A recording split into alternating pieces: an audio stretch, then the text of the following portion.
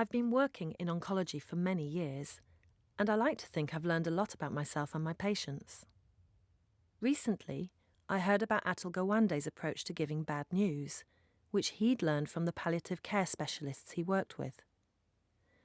Like him, I realised when people needed to make a decision, I was doing a lot of the talking and trying to offer solutions.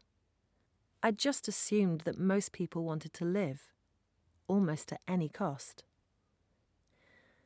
Cancer doesn't carry the same death sentence it used to, but people still die from it. Treatments have advanced, and we can certainly postpone death from cancer and, for some, get rid of it altogether. So we very rarely have to give people a one-off diagnosis. It's a process, as we find out what works and what doesn't. That's how it was with Kate. She'd had breast cancer and seemed to have recovered. But then it returned. This time it was more advanced and more aggressive. It had invaded breast and bone tissue, so surgery wasn't an option.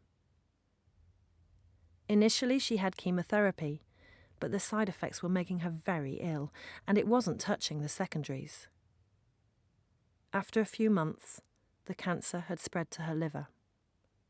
She knew this, but we hadn't talked about the options. I decided it was time to find out if she wanted to go on with treatment, or maybe consider stopping the chemo and working on symptom relief. I didn't know how long she had left, but I knew she would die in the near future. She needed to think about how she wanted to spend the limited time she had left, and I needed to explain the whole picture and be clear that I thought we were running out of options. I decided to use Atul Gawande's approach to giving bad news. The first step is to start from where a person is, not where you think they might be. So I began by asking Kate, "Where do you think you are with your condition?" I could see she saw me asking her as significant. She became very upset, and so I asked her what her worst fears were.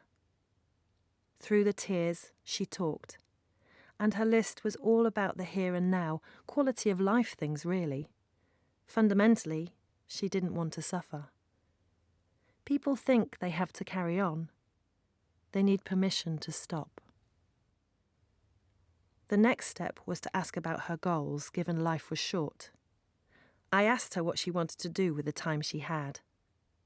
At that moment, she hadn't yet made her decision about stopping chemo.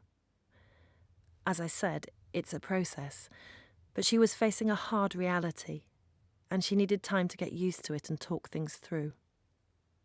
Most importantly, she needed to know we were going to help her get through, whatever her decision.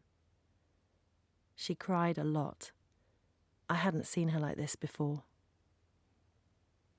I stayed with her until she seemed calmer. One thing I have learned is to give people time, so I always make sure I make that time for them and play it by ear when to see them again. It might be a few days. If they're in hospital, it might be a few hours. With Kate, I agreed to see her the next day.